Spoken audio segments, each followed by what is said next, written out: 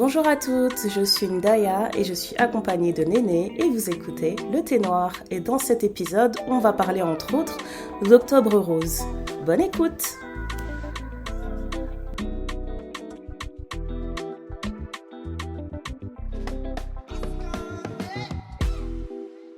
What's up Néné? What's good? What's bad? Est-ce qu'il fait froid? Est-ce qu'il fait chaud? Il fait dans ton cœur, dans ta maison. Bonjour, bonsoir. Il fait pluvieux partout. Yes. Et je suis malade. Néné est malade. I'm down.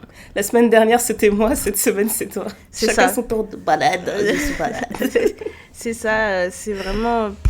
Tu passes de 20 degrés à 15 degrés, mais il y a du vent, mais il pleut, mais il fait humide. Je pense que j'ai dû attraper un virus. J'ai côtoyé trop de personnes ces derniers temps. Pas assez de masques. Paris sous l'eau, là, ça ramasse des saletés aussi, non? C'est ça. Franchement, j'ai pensé à ça tout de suite quand j'ai vu les vidéos des inondations. Je me suis dit... En fait, on se regardait avec mes enfants, on s'est dit, est-ce que les rats savent nager? Mais tu vois, c'est une question que je me suis jamais posée et que j'avais pas besoin de me poser, tu vois. Mais non, je me disais, ça veut dire que tu peux te promener et puis il y a un rat mort qui flotte comme ça à tes pieds. Vraiment, dans la vie, il y a des choses, tu sais, j'ai pas besoin de savoir. Non. Chacun son chacun. S'ils savent nager, tant mieux pour eux. S'ils savent pas nager, soit les meilleurs, tant pis. Soit les nageurs. Peut-être ils ont fait une compétition, ils se sont dit, ils ont fait une soirée mousse, j'en sais rien. J'ai pas envie de savoir, mais non. J'ai une voix un peu plus rauque que d'habitude. J'ai le nez je parle du nez, ma tête, c'est... Mais c'est des choses qui arrivent, on se bat. J'ai pris toutes les choses que je peux prendre pour combattre ça, toutes les choses naturelles. Parce que j'aime pas prendre des médicaments. Je vais essayer de pas trop te torturer alors aujourd'hui. Non, on va ça faire va. au mieux. Et toi, comment ça va? Au mieux du mieux. Ça va cool, j'ai eu 2-3 bonnes nouvelles cette semaine, donc je suis bien contente. J'ai mon ego, j'ai mon moral qui est boosté. Peut-être l'ego aussi, hein. Ouais. J'ai mon moral qui est un peu boosté, donc ça c'est agréable. Dernièrement, je suis partie à un cours de peinture. En fait, apparemment, il y a un groupe, il y a un club de peinture, enfin, pas un club de peinture, un club d'art qui est basé à même pas 10 minutes de chez moi. Et tous les mercredis, en fait, ils se retrouvent pour faire chacun leur discipline. J'ai rencontré quelqu'un qui fait de l'aquarelle, qui fait des paysages. J'ai rencontré quelqu'un qui fait de la pyrogravure. Enfin, vraiment, tout et n'importe quoi au même endroit. Et en fait, c'est toute la journée du mercredi. Tu viens quand tu veux. Voilà. Et donc, c'était ma première séance. C'était vraiment cool. Hein. J'ai bien aimé l'ambiance. En fait, ce qui m'a fait rire, c'est qu'il n'y a que des retraités, puisque c'est un mercredi en pleine journée. Donc, il n'y a que des retraités. Ils m'ont vu arriver. C'était comme le même là qui dit « Hey, how you doing ?» Ouais, mais franchement, c'était cool. Je pense que ça leur faisait... je pense que ça les change, en fait, de voir des gens qui ne sont pas de la même tranche d'âge, etc. Et puis, on a parlé un peu... On a juste parlé d'art. Franchement, c'est intéressant. On va voir comment ça avance, parce qu'apparemment, tu peux faire aussi des ateliers. Des fois, il y a des professionnels qui viennent pour t'apprendre une discipline en particulier. Donc, ça peut être trop bien. Ouais, et j'étais en blocage un peu au niveau de la peinture, donc ça m'a fait beaucoup de bien. J'ai enfin peint un portrait complet depuis des mois. Ça faisait des mois que je ne l'avais pas fait. Donc voilà, une bonne semaine. Oh, trop bien. Voilà. Ça, c'est des bonnes nouvelles. Maintenant, on va parler d'un sujet un peu plus sérieux. Comme vous savez, de temps en temps, on a des sujets légers. De temps en temps, on a des sujets un peu plus sérieux, un peu plus... sur un ton grave, mais qui restent des sujets essentiels dont on se doit de parler en tant que femme noire, et en tant que personne qui connaissent des gens qui sont déjà passés par là. Donc on voulait parler du cancer du sein, parce qu'on est en plein dans Octobre Rose, et on voulait aborder différents sujets et différents points de vue sur cette maladie. On a beaucoup réfléchi à comment on allait faire cet épisode, parce que c'est vrai que chaque mois d'octobre, on a un peu... ces mêmes informations qui circulent, et on voulait vraiment trouver des informations qui seraient intéressantes à partager et qui toucheraient autant les personnes qui sont concernées directement par cette maladie que les personnes qui ne le sont pas, pour avoir l'impression d'avoir au moins appris quelque chose de nouveau en ce mois d'octobre, qui est le mois justement où on fait en sorte d'éduquer un peu plus sur cette maladie. On peut commencer déjà par dire que c'était la première question que je me posais en fait, c'était est-ce que le cancer du sein c'est le cancer le plus meurtrier? Et il s'avère que c'est le cancer le plus meurtrier en France. Pas forcément dans le monde, mais en France ça l'est, et qu'on est plus de 700 000 femmes à avoir le cancer du sein en France. Donc ça, si vous avez suivi notre newsletter qui est sortie cette semaine, vous le savez déjà, parce qu'on en a un peu parlé dans la newsletter, pour vous donner un avant-goût de l'épisode. Si vous n'êtes pas abonné à la newsletter, il n'est pas trop tard. Il suffit d'aller sur le site du Thé Noir, www.thenoirpodcast.com, et en 2-3 clics, vous serez abonné et vous recevrez nos petits billets d'humeur et un petit billet en avance en fait pour préparer le podcast qui sortira dans la semaine. Voilà. Est-ce qu'on va aller sur le terrain privé, Néné, dans cet épisode? Est-ce que tu te sens prête à aller sur le terrain privé, ou est-ce qu'on va rester dans les faits avec Docteur Néné cet épisode? On reste dans les faits. J'ai besoin de savoir. On reste dans les faits. Ok, donc c'est Docteur Néné dans cet épisode, un grand retour. J'essaie de me rappeler c'est quand la dernière fois que tu es venue dans le podcast. Il y a pas longtemps, hein. J'ai l'impression d'avoir porté ma blouse il y a pas longtemps. Non mais en fait, ce qui est vrai... Il faut vraiment que je te trouve une blouse. Oui. En fait, ce qui est vrai, c'est que je pense qu'on est la génération où on a grandi avec énormément de cancers. Moi, je me souviens encore quand j'étais plus jeune qu'on a commencé à faire les vaccinations pour le cancer du col de l'utérus, etc. Ouais. Où il y avait toute une campagne, etc. Il faut savoir que cette année, ça fait 31 ans que le mois d'octobre est consacré à la prévention du cancer du sein. Donc 31 ans, je pensais que c'était plus récent. Non, 31 ans, donc du 1er au 31, on fait tout pour mettre en avant les techniques de prévention de ce cancer, parce que c'est un des cancers les plus, comme tu l'as dit, le plus meurtrier en France et les plus répandus chez la femme, parce qu'il y a presque environ 60 000 nouveaux cas par an, ce qui est énorme. C'est énorme. Et en fait, le truc que dont je me souviens, et c'est vraiment très très bête, c'est que pour moi, c'était quand j'allais faire mon suivi gynécologique, on me disait, est-ce que vous avez des antécédents familiaux de cancer du sein? Si vous n'avez pas des antécédents familiaux de cancer du sein, le vrai accompagnement commençait à partir de 50 ans. Mais si tu as un antécédent familial, on te prend en charge en avance à partir de 35-40 ans. Parce que tu as des antécédents familiaux et qu'on fait un peu plus attention, parce qu'on se dit il y a un risque. Le risque d'avoir un cancer du sein est beaucoup plus élevé quand tu as déjà une personne de ton entourage direct, donc sœur, mère, grand-mère qui en a eu un.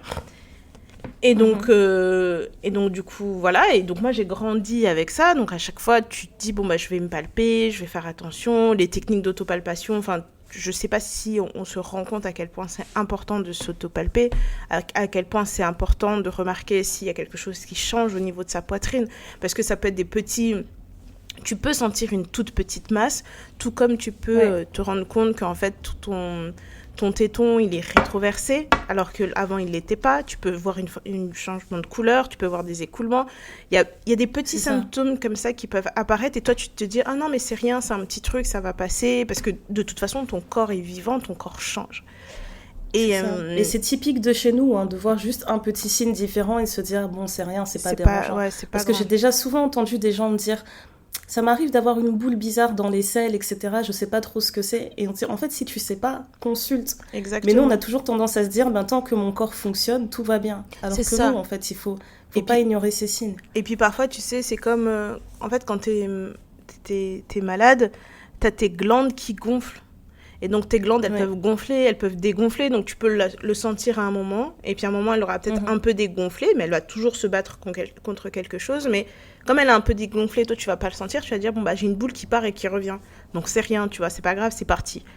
Et en fait, moi, ce qui m'a surtout perturbée ces dernières années, c'est que j'ai remarqué qu'il y avait de plus en plus de personnes jeunes atteintes du cancer du sein. Ouais. Et hommes et femmes confondus, parce qu'on dit souvent les femmes, mais il y a aussi des hommes qui peuvent avoir des cancers du sein. Ça aussi, c'est quelque chose dont j'ai l'impression qu'on ne parle pas assez. Et ce que j'ai entendu de la bouche de mon médecin, c'est que c'est vrai qu'un cancer du sein chez une femme jeune, c'est souvent plus agressif que chez une femme qui est un peu plus âgée. Oh là là. Et donc, après, ça dépend. Il y a 4 formes de cancer du sein. Mais dans la forme la plus répandue, ce que mon médecin m'avait dit, il me dit c'est vrai que quand on a ce type de cancer, quand on est très jeune, c'est souvent très agressif. Et le traitement est aussi très agressif. Donc vous imaginez bien que d'avoir un cancer quand tu as 30 ans, où tu te penses que tu as tout le temps de faire tout ce que tu veux dans ta vie, ça change tout parce que la prise en charge est très très lourde. On passe souvent par un processus de congélation des ovocytes si jamais vous avez envie d'avoir des enfants, parce qu'il faut préserver la fertilité. Donc, toute la partie de préservation de la fertilité, toute la partie où tu dois adapter ton emploi du temps, faire une pause dans ta vie, parce que vraiment, c'est un temps où tu fais une pause dans ta vie. Dans le meilleur des cas, en 1 an, tu fais ton traitement et après, tu passes à autre chose, mais dans le pire des cas, ça peut durer des années.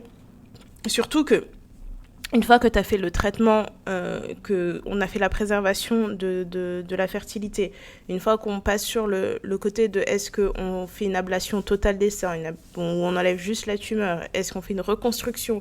Parce que en fonction du type de cancer qu'on a, en fonction de la gravité du cancer, la charge médicale n'est pas la même. Donc là, si on va dans un cas où la jeune femme a 32, 33 ans, on lui dit, écoutez, là, est-ce que vous pensez avoir des enfants un jour? Oui, alors il faut faire un traitement pour booster, pour pouvoir faire le prélèvement d'ovocytes pour pouvoir avoir des enfants. Mais en fait, si ton cancer est un cancer qui réagit aux hormones, c'est aussi hyper dangereux parce que ça va donner de la force, tout en voulant préserver ta fertilité. Tous les types de cancers du sein ne réagissent pas aux hormones, mais je pense que 70 ou 80% de la forme la plus répandue du cancer du sein, c'est une forme qui réagit soit à l'œstrogène, soit à la progestérone. D'accord. Donc ça fait quand même beaucoup. Donc pour les personnes qui ont déjà fait de la conservation d'ovocytes, on vous pique, hein. On vous reproduit un cycle menstruel et on vous donne des hormones à fond, justement pour permettre à vos ovules de donner un maximum d'ovocytes pour que vous puissiez avoir des bébés. Donc, en fait, vous allez être sous ces 2 semaines de traitement, où pendant 2 semaines, on vous donne 10 jours, 2 semaines, on vous donne un maximum d'hormones. Et donc, une fois que vous avez fait ça, vous avez préservé tout ça. Après, on va vous dire, en fait, là, en fonction de ce que vous avez, on peut juste vous enlever une partie, ou alors vous préférez qu'on vous enlève tout et qu'après, on vous pose des prothèses. Si tu as envie d'avoir des prothèses, est-ce que tu veux retrouver la même poitrine? Est-ce que tu veux une plus grosse poitrine, etc., etc. Donc, vous vivez tous en même temps. Et ensuite, vous allez avoir toute la période où vous allez faire de la chimiothérapie, parfois de la radiothérapie, vous avez aussi toute l'hormonothérapie parce que vous allez prendre des choses qui vont vous aider à maintenir votre niveau d'hormones. Et ça peut durer pendant, si je me souviens, tu peux faire jusque 5 ans. Être sous hormonothérapie pendant 5 ans. Tu peux... En fait... Et après, Mais quand est-ce qu'on peut considérer qu'on est vraiment guéri? Parce que j'ai toujours entendu qu'il y avait ces jusqu'à 5 ans de traitement possible. Mais en fait, à partir de combien d'années on peut considérer, après avoir fait un traitement, etc., qu'on est... Je pense que c'est au bout pas juste en rémission, mais genre complètement guéri. La rémission totale, je pense que c'est au bout de 5 ans. Parce que, en fait, tu fais des checks tous les ans. Tous les 6 mois, tous les ans, on fait un check. Et si tous tes checks sont verts pendant 5 ans, tu es considéré comme en rémission totale. Après, tu peux t'en rendre compte un petit peu avant. Ton médecin, il peut te dire, là, en fait, on est parti sur la bonne voie, il n'y a plus de possibilité de... Mais vraiment, c'est au bout de 5 ans, où rémission totale, tu arrêtes tout, quoi. Tu reprends ta vie comme si... Comme si de rien n'était. Comme si de rien n'était. Parce que ça aussi, je l'entends, mais j'entends aussi des histoires où on te dit qu'une personne était guérie ou en rémission, et puis le cancer est revenu, etc. Et je me demande, en fait, est-ce que quand tu es en rémission... T'es pas à l'abri de... Est-ce que t'es à l'abri de toute rechute? Ou est-ce que ça peut arriver que le cancer y revienne? Non, ça peut arriver, et puis tu peux développer une autre forme. Incroyable. Tu peux développer une autre forme de cancer. En fait, c'est ce qui est vraiment très, très perturbant avec les maladies type cancer, c'est que tu peux te dire, j'ai guéri d'un cancer de la prostate, et tu vas mourir d'un cancer de la gorge. Alors qu'il y en a un qui est plus grave que l'autre, plus ou moins, mais tu vas te dire, en fait... je dirais pas que c'est complètement aléatoire, mais il y a aussi le côté où le psychologique joue énormément. Dans tout type de maladie, que ce soit parce que vous vous êtes fait renverser par une voiture et que vous avez une fracture de la jambe et qu'on doit vous faire une opération, une maladie de type cancer ou un accouchement ou peu importe, toute chose, l'accouchement n'est pas une maladie, mais toute chose où il y a une intervention chirurgicale ou une intervention médicale, le mental joue énormément. Pour avoir des personnes de mon entourage qui travaillent en milieu hospitalier, beaucoup m'ont dit, en fait, tu as des personnes qui rentrent avec des pathologies beaucoup moins graves, qui ne s'en sortent pas, face à une personne qui a une pathologie où tu te dis, mais je ne sais pas, tu as peut-être 3% de chance de t'en sortir, et la personne à 3% s'en sort plus que la personne à 80%, 90%. Parce que psychologiquement, la personne, elle est là, elle me dit, non, mais moi, je vais me battre. Ça va être difficile, mais je vais me battre. Et il y a beaucoup de choses qu'on n'explique pas, mais qui font comment dire, où on se rend, parce que c'est bien beau d'avoir étudié pendant des années, d'avoir lu tous les livres et de connaître une discipline de bout en bout, mais ça ne fait pas tout. Il y a beaucoup de choses qu'on n'explique pas, en fait. Il y a des choses qui peuvent te dépasser. Tu dis, je ne comprends pas pourquoi. Là, c'était un tableau tout noir. Cette personne s'en est sortie. De la même façon c'est important ce que tu dis, parce que ça me donne envie de rebondir sur le fait que dans nos communautés en particulier, on a beaucoup de mal avec la médecine à partir du moment où on arrive dans quelque chose de très complexe. Tu vois, dès qu'on est au-delà d'une grippe ou quoi que ce soit, il y a aussi ce moment où en fait la médecine, enfin la science vient contre la foi. On a l'impression qu'il y a toujours ce combat, alors que tu peux très bien allier les deux. Moi, quand tu me dis qu'une personne doit faire preuve d'une certaine force mentale et psychologique, pour moi, la foi aussi, ça rentre là-dedans, en fait. Si tu mets ta foi et ta confiance dans un pouvoir supérieur, et justement dans la confiance que ce pouvoir supérieur, il a conféré une intelligence spéciale à l'homme pour traiter ce genre de problème, je pense que tu as plus de chances de t'en sortir. Et je trouve ça dommage, en fait, qu'il y ait toujours cette opposition, en fait, dans nos communautés. J'avais lu un témoignage d'une personne qui disait que il avait perdu sa tante d'un cancer, et que sa tante était dans ce qu'on appelle une église de réveil, et que dans cette église, on lui a dit tout de suite, ah non, la chimiothérapie, tu peux pas faire ça parce que la chimiothérapie, c'est violent et tout, ça va te faire perdre telles aptitudes ou telles aptitudes. Alors que c'est tout bête, la chimiothérapie, oui, c'est violent parce que ça attaque quelque chose d'extrêmement violent dans ton corps. Donc on a besoin d'un outil tout aussi violent. Et certes, c'est pas la plus belle chose à voir, les effets d'une chimiothérapie, mais c'est la seule arme efficace, en fait. Donc, en fait, je trouve ça vraiment dommage quand les gens refusent de savoir, en fait. Il suffirait juste de s'éduquer un tout petit peu, et les gens refusent de savoir. Et donc cette personne, parce qu'on lui a dit ça dans son église et que la personne qui lui a dit ça était un modèle, en fait, de sagesse, elle a décidé de ne pas faire de chimiothérapie, et on lui a dit que justement jeûner, prier, etc. lui suffirait. Et en fait, ce qui m'a vraiment marqué, c'est que en général, t'entends ce genre d'histoire et tu sais, tu ris un peu jaune, tu te dis, bon, non mais franchement, c'est comme si elle l'avait cherché, en fait, sa mort. Parce que je comprends pas comment tu peux être aussi dans la désillusion, en fait. Et ce qui m'a marqué, c'est que la personne qui racontait ça, en fait, donc c'était le neveu, il dit que jusque dans son lit de mort, sa tante lui disait, ne pleure pas mon fils, je vais revenir. Je vais revenir, j'y crois, mon Dieu est avec moi, etc. Et il se disait, en fait, je sais pas si vous vous rendez compte à quel point certains endoctrinements, en fait, nous empêchent de réfléchir pour nous-mêmes et créer, en fait, des criminels, complètement, parce que tu as des personnes qui te conseillent de refuser un traitement qui pourrait potentiellement te sauver la vie. Et je trouve ça juste incroyable, en fait. J'espère vraiment, en fait, que ça n'arrivera plus. Et j'aimerais qu'il y ait un meilleur encadrement, en fait, dans cette manière de conseiller les gens sur tel ou tel traitement à faire. Après, le truc qui est embêtant, c'est que, comme tu le dis, il y a beaucoup cette opposition entre la foi et la science. Je pense que pour ma part, c'est pas quelque chose qu'on peut opposer. Parce que, comme je l'ai dit, avec beaucoup de personnes de mon entourage qui sont dans le milieu médical, tu as beaucoup de personnes qui se disent athées, mais sur leur lit de mort, ils deviennent tous croyants. Donc, il suffit de regarder les églises, hein, c'est rempli de personnes du 3e âge. La foi, elle revient très vite.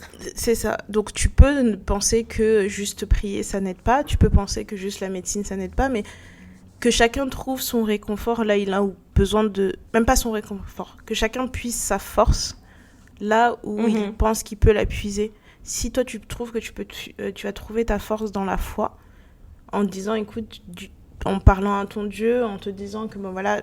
cette épreuve, tu l'as mise sur ma route, je suis prête à l'affronter, accompagne-moi, machin, etc. Mais en respectant le point de vue médical, ben, c'est parti, quoi. C'est bon, faisons-le. Pour moi, et ça, c'est un avis très, très personnel, l'un et l'autre ne sont pas en opposition. Mais je peux comprendre qu'il y a des personnes qui ont besoin que l'un dépasse l'autre. Pour moi, ils travaillent ensemble. Oui. Tu vois, ils travaillent ensemble de la même façon qu'il y a des personnes qui croient tellement en la science et en rien d'autre. Ça peut aussi les desservir parce que la science n'est pas infaillible, malheureusement. Et ça, c'est quelque chose. Tu vois, quand tu dis ça, c'est super important parce que moi, je pense qu'un jour, j'avais lu un article et ça a justement changé ma perception des choses parce que j'avais tendance aussi à opposer science et religion. Et après, je sais pas, appelez-moi nerd si vous voulez, appelez-moi geek si vous voulez, mais j'aime beaucoup l'astrologie et j'aime beaucoup tout ce qui est en rapport avec l'étude de l'espace, de l'univers, des galaxies, etc. Et j'avais lu un magazine qui parlait de différents scientifiques qui étudiaient en fait différentes galaxies et potentiellement d'autres vies extraterrestres. Et en gros, il y avait une personne qui avait conclu son interview, donc un des scientifiques qui avait conclu son interview en disant mais vous savez, je pense que la dernière question qui leur a été posée, c'est en ayant conscience qu'il y a potentiellement de la vie ailleurs, en dehors de notre galaxie ou dans notre galaxie, etc., ça vous remet pas complètement en question par rapport à votre religion, etc., et tout ce qu'on vous a appris. Et en gros, il disait, mais plus vous montez dans la hiérarchie dans ce genre d'entreprise, et plus il y a de croyants, en fait. Donc nous-mêmes, on est les gens qui sont là pour vous dire, ok, la Terre est ronde, elle fait ça, etc.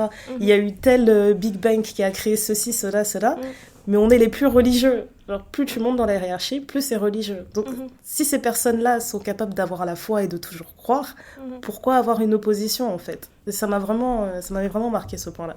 Moi, c'est quelque chose que j'ai pris du temps à comprendre, mais aussi parce que moi, je suis un esprit plutôt scientifique et j'ai besoin que 1 + 1 = 2. Mais tout en ayant ma foi... En fait, c'était difficile pour moi, surtout au niveau de l'adolescence et tout, de comprendre en fait comment Dieu permettait certaines choses. Et tu vois, tu remets un peu tout en question parce qu'autour de toi, tu vois des gens qui partent, tu te dis ah bah voilà, cette personne elle est morte de ça, etc. Surtout que dans notre cas précis, nous qui vivons ici en Europe avec une famille qui est restée au pays, par exemple au Congo, on fait pas d'autopsie. Donc parfois, il y a des personnes qui meurent où tu vas te rendre compte après que c'est un cancer, etc. Enfin, c'est très rare d'avoir une autopsie. On va te dire, ah ben elle est morte, c'était qui ici ? Oh non, Izalaki Kindoki. Ou tu vois, et t'es là, tu te dis, ok. Ou alors peut-être que la personne, elle est... Mais c'est très rare les autopsies. Et sinon, tu vois, tu vas te rendre compte que bah non, en fait, la personne, elle a fait une embolie pulmonaire. Où la personne, elle avait un cancer métastatique et qu'il l'a emporté. Mais en fait, comme tu n'as pas toute cette démarche systématique de faire une autopsie, il y a beaucoup de morts qu'on a peut-être mis sur le dos de certaines choses, alors que pas du tout. C'est quelque chose qui restait... c'est quelque chose qui couvait depuis très très longtemps et qui a emporté la personne. Et ça, c'est aussi c'est très difficile. C'est tellement dangereux parce que, comme tu le dis, s'il y a quelque chose qui est héréditaire, tu ne fais pas d'autopsie, ça voudrait dire qu'on pourrait avoir la réponse claire sur toute une famille qui aurait telle affection, tel problème, et on ne saura jamais parce que la personne est juste enterrée et on ne demande pas d'autopsie. Mais donc on passe à côté de ce genre de choses. En fait, c'est ça qui est difficile, et je pense qu'on avait aussi abordé ce point quand on avait parlé des maladies mentales, où on dit facilement que les gens sont fous chez nous, mais en fait, la personne, elle est peut-être juste malade mentale. Et donc, du coup... Jamais diagnostiquée. Jamais diagnostiquée. C'est une personne qu'on met dans la rue, on dit « Ah, mais cette personne est folle, cette personne est folle. » Sauf que si tu mets cette personne sous traitement, elle va avoir une vie à peu près normale. Tu vois, en se disant « En fait, je suis une personne, je suis malade et j'ai besoin de prendre un traitement. » C'est même l'approche qu'on peut avoir par rapport aux personnes qui ont le sida. Tu vois, il y a beaucoup de choses où on va vous ostraciser, on va vous mettre dans un coin en disant « Ah, faut pas s'approcher de ces personnes, machin, etc. » plutôt que de les accompagner. Nous avons la chance d'être dans des pays où on peut être accompagné, où les choses sont dites. Et c'est aussi notre responsabilité à nous de dire « Bon, bah voilà, moi là, je me sens pas bien, il y a quelque chose de grave. » Et c'est aussi hyper important, quand on voit un professionnel de la santé, de dire « En fait, moi, j'ai remarqué ça. » Vous serez jamais bête à dire trop de choses. Et si la personne, elle est saoulée, si vous vous rendez compte que le médecin, il ne vous suit pas, vous allez voir un autre médecin. C'est de l'argent, je sais. Mais vous allez voir un autre médecin. Vous n'êtes pas tous obligés d'aller voir des médecins qui sont avec des forfaits où la consultation est à entre 60 et 100 euros. Même si ça prend un mois, 2 mois, vous allez à l'hôpital. Ils sont là pour ça. Et c'est vraiment un truc sur lequel moi je veux insister, parce qu'on a toujours tendance à être un peu gêné de se dire oui, mais peut-être c'est juste... j'ai pas envie de le déranger, j'ai pas envie de le faire perdre son temps. Exactement, ils sont là pour ça, parce en fait. qu'on peut pas... c'est son métier. Non, mais en fait, j'ai senti ça, j'avais tel truc, tel machin, etc. Et aussi un truc que moi, je remercierai jamais assez ma mère de m'avoir forcé à faire ça quand j'étais plus jeune. À partir du moment où j'ai eu mes règles, elle m'a acheté un calendrier, un petit calendrier papier. Et sur mon calendrier, je notais toutes mes règles. Je notais tout à chaque fois. Genre, quand est-ce que j'avais mes règles, s'il y avait un changement de truc, je notais, j'avais mes petites couleurs et tout qui signifiaient des trucs. Bon, maintenant, c'est beaucoup plus facile avec les téléphones parce que tu as les applications qui te permettent de suivre tes règles. Mais c'est une habitude que j'ai prise où je rentre tous mes symptômes dans mon application. Parce que du coup, quand moi je fais mon rendez-vous... Merci, maman. Franchement, quand je fais mon rendez-vous gynécologique, je suis capable de dire à mon médecin, je dis, en fait, il y a ça, il y a ça, il y a ça. Après, j'ai remarqué que j'avais ça. Après, j'ai vu ci. Parce que vous pouvez voir les effets de votre contraception. Ça se trouve, votre contraception ne vous convient pas. Et donc, du coup, on va vous changer votre contraception. Vous allez voir aussi comment est votre cycle. Peut-être que vous avez un cycle court, un cycle long, ce qui va vous permettre, si vous êtes dans une démarche d'avoir un enfant, de mieux appréhender le moment pour avoir votre enfant. Vous allez aussi remarquer si votre cycle est anormalement long. Pourquoi ? Et essayer de comprendre, etc. Vous allez remarquer les symptômes que vous avez souvent et vous allez pouvoir vous dire « Ah ben tiens, en fait, pendant 5 ans, j'ai eu tel symptôme. Aujourd'hui, j'ai plus ce symptôme-là. Maintenant, j'ai un autre truc. » Tu dis « Est-ce que c'est normal ou il y a quelque chose qui a changé ?»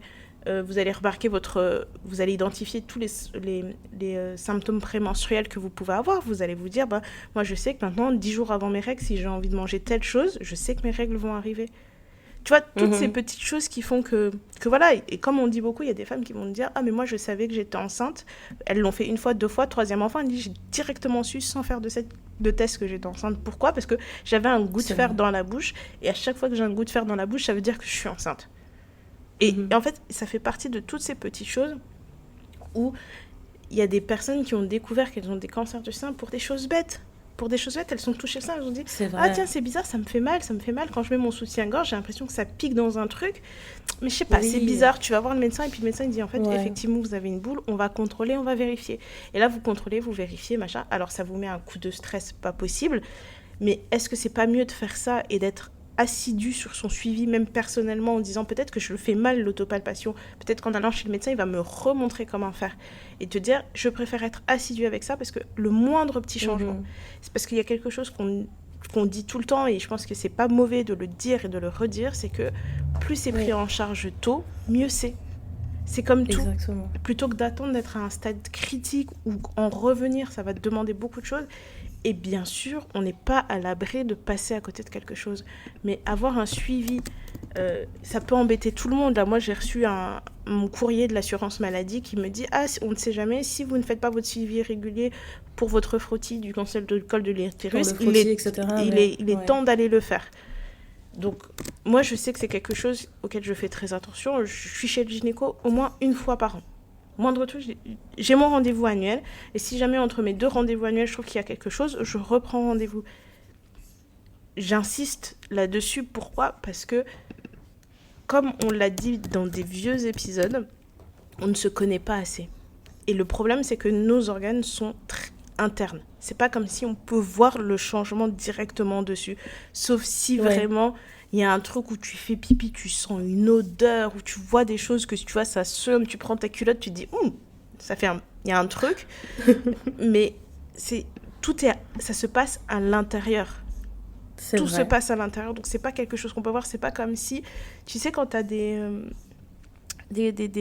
trucs aux yeux, là, des orgelets, tu te réveilles le matin, tu vois tout de suite, tu dis, ah, j'ai un truc à mon œil. Tout de suite, tu dis, il faut que j'aille voir le médecin, il faut que j'aille faire un truc, machin, je sais pas quoi. Là, ça se voit pas, tu vois. Il y a des choses qui peuvent se développer, on va pas les voir.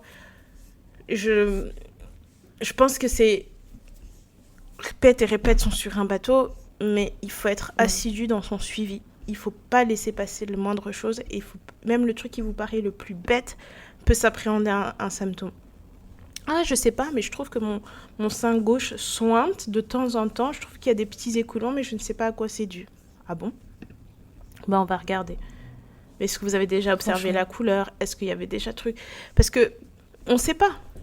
On sait absolument pas. J'ai dit, ah, mais je trouve que par rapport à la dernière fois que je suis venue vous voir, mon téton, il s'est un peu inversé, mais où mon aréole s'est étendue, ou je sais pas, c'est pas comme d'habitude, etc. Il y a des changements qui se font, qui sont tout à fait normaux. Et autant, tu vois, autant t'es vraiment reconnaissante d'avoir ta maman, moi je suis reconnaissante de t'avoir toi, parce que je pense que c'est vraiment toi la personne qui va toujours me dire, oui, j'entends tout ce que tu dis, mais est-ce que t'as vu un médecin? Va voir un médecin. Va voir un médecin. Et qui va quand même me reparler 2-3 jours après. Est-ce que t'as posé le rendez-vous? Prends ton rendez-vous pour tout. Et c'est vraiment ça, c'est trop important. Mais le truc, c'est que je sais que ça ne fonctionne pas avec tout le monde, parce qu'il y a des gens qui peuvent se sentir un peu sous pression quand tu vas leur dire non, mais ça c'est vraiment important, c'est un truc à faire, etc. Ouais. Mais je préfère être cette personne chiante où tu filtres mes appels et j'ai la conscience tranquille de t'avoir dit en fait, il faut faire ça, c'est quelque chose d'important, plutôt que de laisser en disant ah, c'est rien, bois du thé avec du miel, ça va passer. Parce que on en est fait, d'accord. Ça arrive trop souvent, et c'est ce que moi j'ai toujours dit à mes amis, à mes belles-sœurs, à mes cousines, machin. J'ai dit, mais envoyez-moi vos filles, moi je vais leur dire. En fait, là on va aller ensemble chez le gynéco, on va faire ça, je vais vous expliquer pourquoi on utilise ci, pourquoi on utilise ça, parce que parfois même tu vas utiliser des protections qui ne sont pas adaptées à ta personne. Et aussi, ce qui est très très difficile, c'est que il y a des cancers qu'on développe aujourd'hui qui sont dus à notre environnement. Il y a à l'exposition à certains produits, en fait, il y a tellement de choses qui vont venir chambouler c'est ça qui me perturbe le plus. J'ai oublié le terme. C'est que j'ai l'impression que c'est complètement inévitable. C'est ça. Il y a tellement de choses qui vont venir perturber notre... c'est quoi le terme? Mince, bon, j'ai oublié le terme, là, je suis... le système immunitaire? Non, ou pas autre chose. Bon, en grosso modo, il y a tellement de facteurs extérieurs qui vont venir perturber votre santé. Les perturbateurs endocriniens. Donc, toutes ces choses-là, nous, on va de là, on se dit, ouais, mais on comprend pas tout ce qui se passe, pourquoi on a tout ci, pourquoi on a tout ça. Je vais faire une analogie qui est bête pour certains, mais je vais la faire quand même. C'est que, à force d'être exposés aux écrans au téléphone, nos visages, ils vieillissent plus vite. Oui, je suis d'accord. La lumière bleue, et nous, pourtant, c'est une avancée technologique, ça nous en permet d'envoyer des mails, ça nous permet de voir des choses à travers le monde, mais notre exposition quotidienne aux écrans abîme notre peau du visage. C'est un problème que nos grands-parents n'avaient pas. Parce que eux, l'écran, c'était la petite télé qui regardait le soir le journal de 20h. S'ils avaient une télé. Mais aujourd'hui, que tu veuilles ou non, tu as un écran devant ta face toute la journée. À n'importe quel moment. Je vois ma nièce, elle va à l'école, ses devoirs, c'est sur la tablette. C'est incroyable, ça. Tu vois, il y a quasiment plus de livres. Je suis là, mais je me dis, mais quel genre d'école tu vas? Enfin, moi, et en plus, pourquoi on exagère comme ça, genre, maintenant tout est sur tablette, tout est sur écran. Non, c'est ridicule. Les livres, c'est toujours bien, en fait. On ne va pas les abandonner, en plus, surtout au niveau des enfants. C'est ça. C'est incroyable. Donc, il y a tout ce truc-là où tu te dis, par exemple, le défrisage. Il y a des études qui sortent maintenant qui montrent le lien de causalité entre le défrisant et certains types de cancers. Tout ce que les choses qu'on mange. Tu dis ça, je voulais rebondir sur un point aussi par rapport à ça. Il y a le défrisage, mais aussi les mèches synthétiques. Aussi. Je suis tombée sur le contenu d'une femme qui s'appelle Esther Nuko, j'espère que j'ai pas écorché son nom, qui parlait justement du danger des mèches synthétiques et de comment elles sont créées en fait et qu'elles sont bourrées de perturbateurs endocriniens. Et ce que j'ai trouvé dingue en fait, c'est qu'il y a un moment dans sa vidéo où elle dit en fait quand vous achetez vos mèches et vous regardez au dos, est-ce qu'il y a un encart qui dit ingrédients composés ou quoi que ce soit? Il y a rien du tout. Et en gros, elle disait que c'est vraiment un secteur qui est pas du tout régulé et qu'il y a certains scientifiques en fait qui ont pris plein d'échantillons de mèches synthétiques différentes pour les analyser et s'est rendu compte qu'il y a des produits qui sont extrêmement nocifs et que en gros, elle disait il y a certaines choses qui peuvent vous permettre d'atténuer l'exposition à ces choses chimiques. Par exemple, nettoyer tes mèches avant de les utiliser sur ta tête, etc. Mais elle dit, mais ça change rien au fait que vous allez quand même être exposé à ces perturbateurs. Et en gros, elle disait, oui, voilà, il y a de la recherche qui a été faite dessus, etc. Donc, ce que elle va prôner, c'est vraiment l'utilisation d'aucun artifice sur ses cheveux. Mais tu vois, ça fait partie des petites choses où je me dis, voilà, il y a des choses qu'on fait tout le temps. On pense que c'est quelque chose qui est sain, alors que c'est extrêmement dangereux. Moi, quand je me fais des tresses, je me dis, c'est ma coiffure protectrice, alors qu'au final, elle n'a rien de protectrice. C'est quelque chose qui est complètement dangereux, en fait, à utiliser régulièrement. Et c'est un sujet sur lequel je me suis penchée quand j'ai découvert qu'il y avait beaucoup de marques qui faisaient de la recherche pour créer des fibres de mèche naturelles. Et à la base, moi, la première fois que j'ai vu ça, j'ai cru que c'était un truc bobo et tout. Je me suis dit, bon, c'est quoi cette histoire encore? Je me suis dit, pourquoi vous voulez des mèches de bananier, de trucs, enfin. Et en fait, j'ai suivi une page qui s'appelle Lady Hair. C'est Leidi. Et c'est une femme française, justement, qui est en train de faire de la recherche pour créer des mèches végétales à base de fibres de bananier, je pense. Et elle voudrait créer la première marque française, en fait, de mèches synthétiques, mais bon, qu'on appellerait justement maintenant des mèches végétales. Et c'est vraiment quelque chose qui se rapprocherait de la texture des mèches expression, qui apparemment sont celles qui sont le plus bourrées de perturbateurs endocriniens. Et enfin bref, j'ai été vraiment dans le rabbit hole. Tu sais, quand tu commences à faire une recherche, tu pars sur une autre et sur une autre. Et j'ai vu qu'il y avait une autre marque qui est basée en Allemagne qui s'appelle Kind Hair, qui s'écrit Kynd Hair. Et pareil, en fait, elles sont en train de mettre en place elles sont en train de lancer une marque de mèche végétale qui sera bientôt lancée. Alors j'imagine que pour créer ce genre de produit et pour le vendre à l'échelle à laquelle on vend les mèches synthétiques classiques, ça demande énormément de recherche, ça demande énormément de développement et beaucoup de temps et de tests pour s'assurer que ce soit moins dangereux que les mèches qu'on utilise en ce moment. Mais je trouvais que c'était des belles initiatives en fait qui sont mises en place pour nous permettre de continuer à avoir ces coiffures qu'on appelle protectrices et vraiment préserver notre santé. Et donc, ce que j'ai beaucoup aimé en fait quand j'ai vu la vidéo de Esther Nuko, c'est que je pense que c'est la première fois que je voyais une professionnelle française et qui est une femme noire en plus en parler. Parce que ça, c'est des conversations qu'on a pour les défrisages, pour les mèches, etc., qu'on a depuis plusieurs années, mais qui sont majoritairement portées par les Américains, par des études américaines. T'inquiète. Et portée vraiment par les Afro-américaines. Mais là, de voir pour la première fois une Française nous expliquer les tenants et aboutissants, je trouvais que c'était super intéressant. Et donc, elle a écrit un livre aussi, qui s'appelle Le Protocole Nuko, qui est un livre qu'elle a sous-titré « Plan d'action pour développer la pousse des cheveux crépus grâce à la science ». Et je me suis dit, franchement, c'est top parce que moi, je suis beaucoup d'influenceuses qui ont des longs cheveux crépus, etc., qui te disent, voilà, si tu suis mon programme, tu auras tes cheveux qui vont pousser en 6 mois, tu pourras enfin atteindre ton objectif, etc. Et en fait, tu peux facilement te faire avoir quand tu vois une personne qui a déjà ce que tu aimerais avoir. Mais en fait, c'est pas une spécialiste. Alors que cette femme, Esther Nuko, c'est une spécialiste, en fait. Donc là, c'est intéressant. Et elle te dit clairement, c'est grâce à la science que je vais t'expliquer et t'aider à connaître tes cheveux et à les traiter de manière saine. Donc ça, c'est une parenthèse, en fait, que je voulais faire par rapport aux perturbateurs endocriniens et comment nous, ça peut nous affecter d'une manière différente, en fait.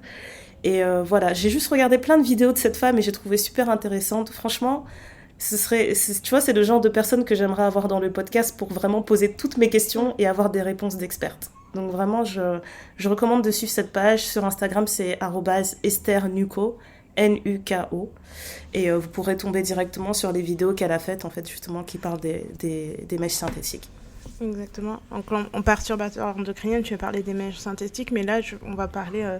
moi, je vais donner un peu toutes les choses dans lesquelles on peut trouver des perturbateurs endocriniens pour vous montrer à quel point, en fait, dans notre quotidien, si on doit tout changer, à quel point ça va être difficile d'éviter des perturbateurs endocriniens parce qu'on est cette génération, on a la facilité d'avoir tellement de choses et où on nous a simplifié la vie, mais ça peut avoir un côté... nocif pour la santé. Et tu sais, moi, quand je voyais tous les trucs devenir naturels et les lessives et les machins où on mettait très très en avant le naturel, je me dis, oh c'est bon, on a compris le marketing du truc, il faut des trucs naturels, c'est bon, on vous a compris. Sauf que, en fait... Et c'est effrayant aussi. C'est effrayant qu'on te dise à chaque fois, ah, tu bois de l'eau comme ça peut te tuer. Ah, tu laves tes habits comme ça, ça peut te tuer. Ah, on m'avait même dit, quand t'achètes tes habits neufs, il faut les laver tout de suite pour enlever une certaine couche de perturbateurs aussi. Enfin, c'est ce que moi j'ai toujours... C'est angoissant. C'est ce que j'ai toujours fait. Et tu vois, on dit... Moi, ma mère me disait juste, mais on sait pas les gens dans le magasin qui ont essayé ces habits, qui ont remis, puis c'est toi qui as acheté, donc tu dois laver. Mais en fait, quand tu penses... C'est vrai, mais genre si j'achetais des chaussettes, moi je pense pas à ça. Exactement. Et donc, du coup, il y a tellement de sources de perturbateurs endocriniens. On a les phtalates, par exemple, que tu trouves dans le vernis à ongles, les produits d'entretien, les jouets en plastique, sur les ustensiles de cuisine, les bouteilles en plastique, les contenants alimentaires. T'as d'autres... Le plastique en général, oui, ça on l'a. Et t'as les parabènes et les autres trucs, pareil, que tu retrouves dans les cosmétiques, dans les lingettes, dans les médicaments. T'as les pesticides que tu retrouves dans la nourriture et les insecticides. T'as les formaldéhydes que tu trouves dans les produits de construction, d'ameublement, dans les produits pour faire ton ménage, dans ce que tu trouves dans les briquets, les cigarettes, etc. T'as les bisphénols dont on a beaucoup parlé avec les enfants, les films alimentaires, les canettes, les boîtes de conserve, les boîtes en plastique. Tu sais, moi, quand j'étais petite, ma mère, elle me disait tout le temps, par exemple, quand tu ouvres une conserve de tomates, par exemple, quand tu fais à manger, tu ouvres ta conserve de tomates, ne remets jamais ta conserve de tomates comme ça dans le frigo, mets ça dans un autre contenant plutôt que de le laisser là-dedans. Et moi, j'étais là, genre, elle force, elle. Ah, d'accord. Tu dis, elle force, mais en fait, tu dis, mais non, en fait, parce que c'est la matière, en fait, tu sais, tu vois, c'est des choses qui évoluent. Et c'est trop bizarre. Et puis, tu as aussi tous les trucs PFOA et PFOS que tu retrouves pareil dans les textiles imperméables, les poêles anti-adhésives, les peintures, etc. Et tu vois, quand tu vois l'adhésif de la poêle qui part, en fait, jetez vos poêles. Ça sert à rien de continuer parce que vous allez vous provoquer des choses. Et en fait, quand tu te rends compte de toutes les choses qu'il y a autour de toi, moi qui suis devenue maman, je me disais, oh, je veux pas être ce genre de maman bobo qui achète des jouets en bois. Qui surveille tout, à son enfant. Mais t'es malade ou quoi? Moi, mon enfant, je lui ai acheté des biberons en verre parce que j'ai dit hors de question que je lui mette des trucs. C'est fou. Tu dis bibi en verre, tu te dis je vais lui faire ses petits pots. Je dis mais qui a le temps de faire ça? J'ai dit non, en fait ce que moi je vais manger, elle va manger pareil, adapté à son âge. Les jouets, j'achète que des jouets en bas.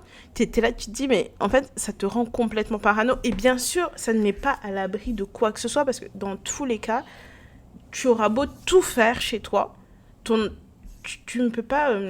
À partir du moment où elle sort, c'est plus sous ton contrôle. Voilà, et puis tu peux pas mettre dans une bulle parce que parfois tu vas prendre un crayon, tu vas la voir jouer avec un crayon, elle va mâchouiller le plastique. Il suffit que tu aies un enfant qui mâchouille ses stylos, tu te dis à quoi tu exposes cet enfant?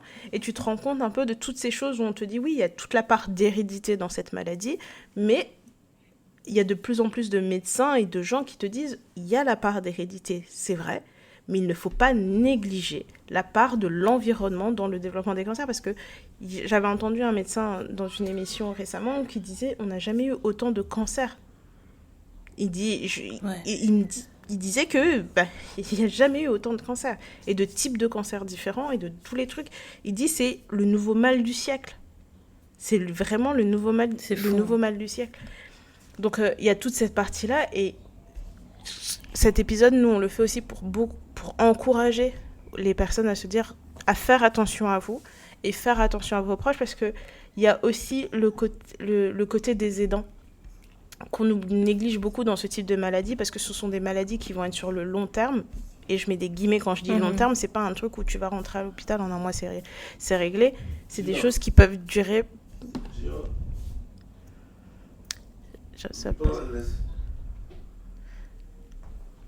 Donc c'est rue de Puberto, c'est à Floride. Hein. Tu vois la rue de la boulangerie, à côté de l'église. Non, je laisse la situation. J'adore quand on nous empêche de travailler comme ça, gratuitement. Mais la référence, c'est la boulangerie. Et elle dit t'attends à midi moins 10, parce qu'à midi, elle sort. Toi, c'est 11h30. Sinon, tu manges quoi ce midi? I don't know. Moi non plus.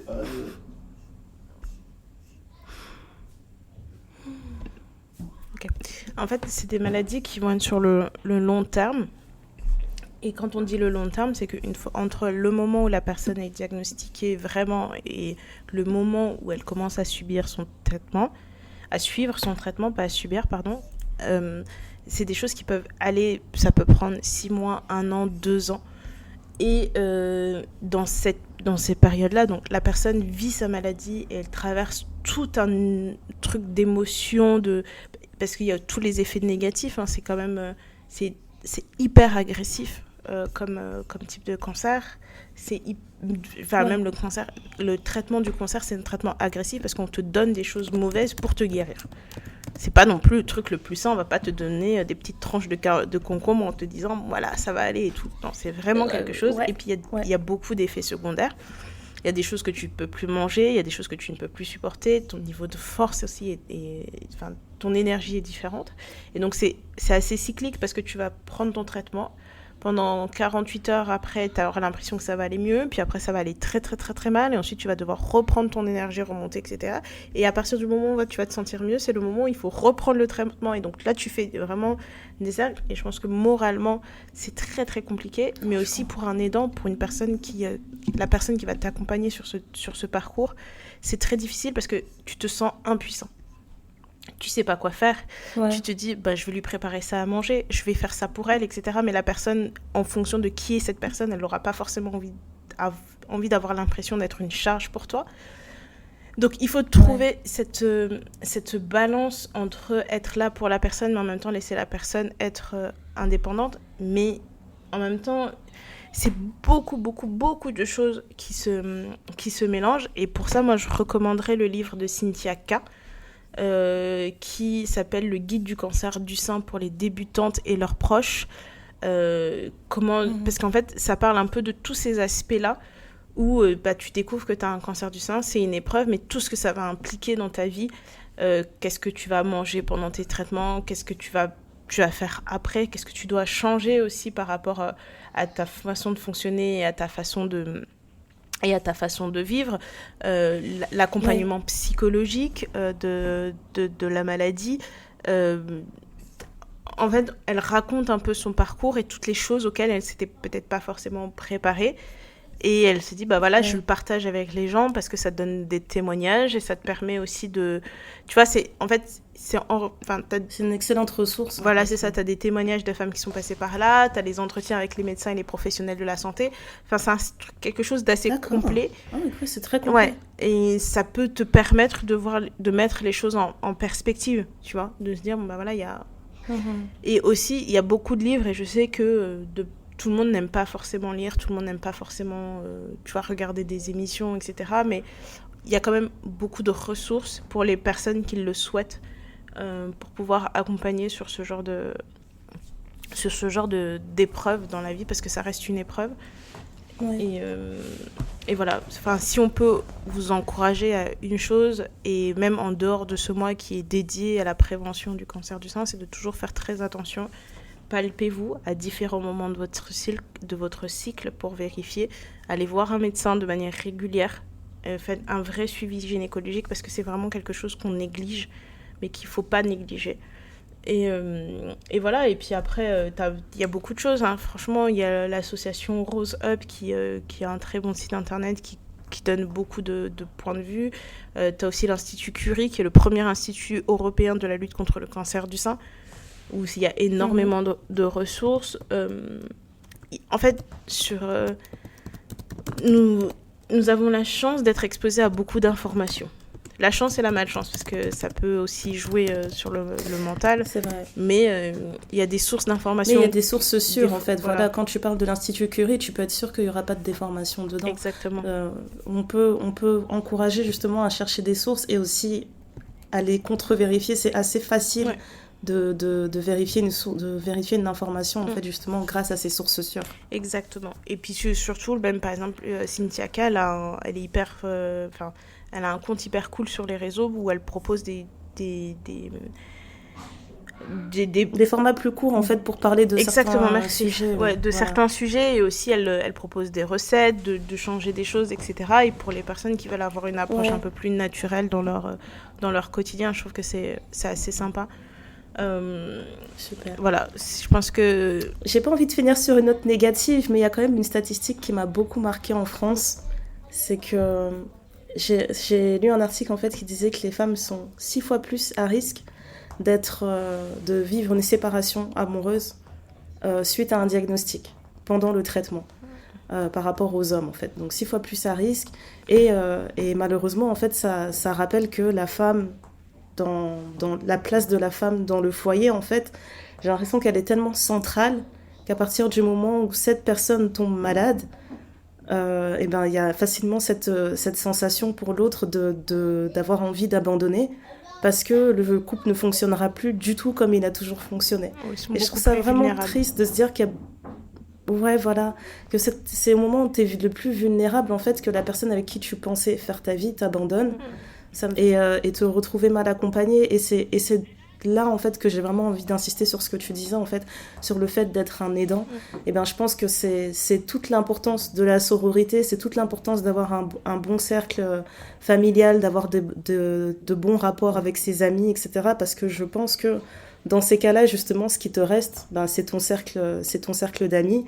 Et ça fait mal au cœur, en fait, de se dire que si jamais je me retrouve dans cette situation, j'ai une certitude aveugle que certaines amies, en fait, seront là pour m'accompagner jusqu'au bout. Mais je reste dans le doute, en fait, concernant les partenaires en général. C'est vraiment une statistique qui m'a fait froid dans le dos, en fait. Donc, je voulais pas spécialement finir là-dessus, mais je pensais qu'elle était assez marquante. Et ça m'a fait penser à une histoire que j'ai lue sur Reddit, où en gros, une femme racontait que le jour de son accouchement, son mari, il a été pris de panique et il a fui. Il a fui la salle d'accouchement. En fait, il a parlé à une infirmière. En fait, elle était sur elle était sur la table d'accouchement dans la salle de travail avec son mari. Et elle a vu son mari chuchoter un truc à une infirmière et sortir de la pièce. Pour que l'infirmière vienne la voir et lui dise « Je suis désolée, il est sorti, il m'a demandé de vous dire que c'était trop pour lui et qu'il fallait qu'il sorte. » Et donc la femme, elle est en panique, elle se dit « Mais qu'est-ce qui se passe ? On est en train d'avoir notre premier enfant, etc. » Et elle dit « En fait, il a terni la naissance de mon enfant qui était censé être un jour magique. » Parce que quand mon enfant est né, je me suis rendu compte que je pouvais compter que sur moi-même et que c'était une possibilité, en fait, que cet enfant, je l'élève seul. Et en gros, sur Reddit, elle demandait des conseils, elle demandait aux gens est-ce que je devrais rester avec lui ou pas, parce que là, j'ai vraiment envie de divorcer ce mec, en fait. Et elle se rend compte que non seulement il avait quitté la pièce, mais il avait quitté l'hôpital, il était juste parti, en fait. Donc quand l'enfant est né, il est venu la voir le lendemain. Et ça m'a tellement fait mal. Et juste après, je suis tombée sur cet article qui parlait des femmes qui sont confrontées à des séparations plus facilement quand elles sont plus mal au niveau de la santé. Je me demande en fait, mais qu'est-ce que ces gens recherchent dans une vie de couple en fait ? Qu'est-ce que vous cherchez en réalité ? Vous cherchez juste un... Ouais, bref, voilà. C'était ma dernière note pour ce sujet. Wouhou ! Voilà. Eh bien, écoute, je vais te demander qu'est-ce qui te rend heureuse en ce moment pour essayer de... Parce que là, en vrai, là, je sais pas quoi dire. je manque le mot. Je dirais que je serais très heureuse quand tu te sentiras mieux. Voilà. Je serai heureuse quand tu te sentiras mieux, quand tu seras bien reposée et tout ça. Et que tu m'appelleras avec le nez débouché. Voilà. Écoute, et toi ? Ce qui me rend heureuse en ce moment... Merci. Non, mais je sens que t'es au bout du rouleau, je te jure, t'as tout donné. Franchement, applaudissez Néné, applaudissez. Non, mais c'est vraiment compliqué. Ce qui me rend heureuse en ce moment, c'est que j'ai choisi une couleur de cheveux qui, je pense, est la couleur est ma couleur. Et je sais à quel point j'aime cette couleur, cette combinaison que je fais moi-même sur mes cheveux. Ne faites pas ça chez vous, parce que vraiment, ne faites pas ça chez vous. Mais en fait, ce que j'aime beaucoup, c'est que je me suis rendu compte que j'étais vraiment à l'aise avec cette couleur parce que j'ai fait long. Si vous me voyez avec les cheveux jusqu'en bas des fesses roux, c'est parce que c'est normal. C'est normal parce qu'en fait, c'est vraiment ma couleur. Et je me suis rendu compte de ça parce que je me dis, je fais le blond, je le fais toujours court. Je fais jamais du blond long parce que, tu vois. Mais vraiment, le roux, là... Je valide. Moi, je valide. Depuis, de toute façon, dès que j'ai vu ta tête, j'ai fait OK. C'est vraiment là, j'ai... La révélation de l'année, je te jure. Franchement, j'ai hésité. Je me suis fait coiffer. Je me suis dit, est-ce que je redeviens noire ou brune ou est-ce que je reste rousse ? J'ai dit, pourquoi se mentir ? Allons seulement. En plus, là, récemment, j'étais en train de me demander quelle coiffure je vais faire. Et j'aime bien, tu sais, les mèches expression, j'aime bien mélanger les couleurs pour créer ma propre teinte.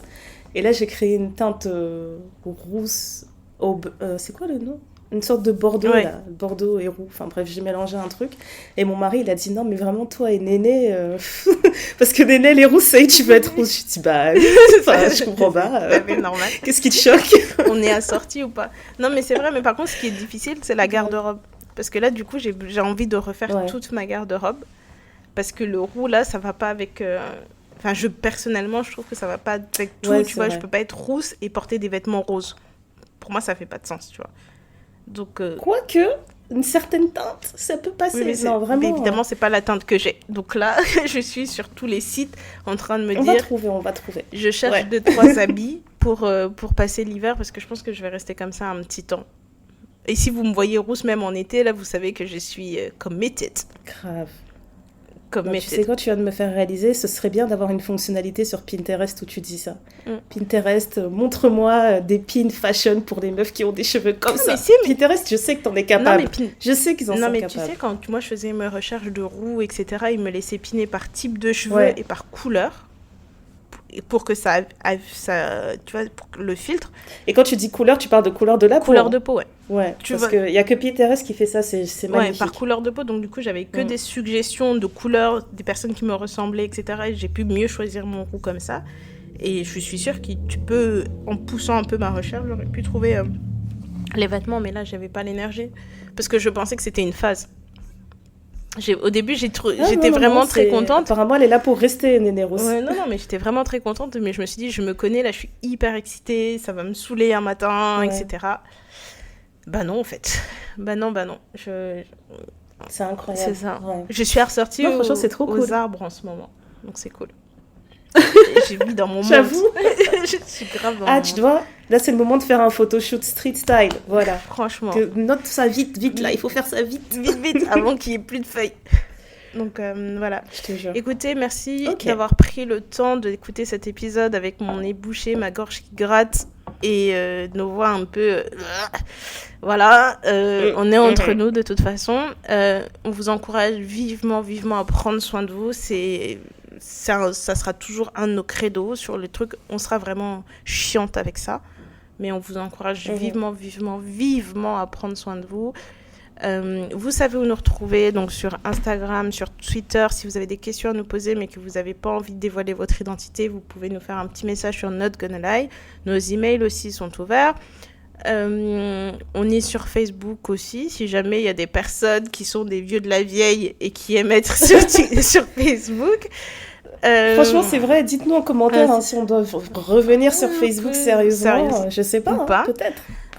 On se retrouve également sur la newsletter où on aborde des sujets d'une façon un peu différente que dans le podcast. Voilà.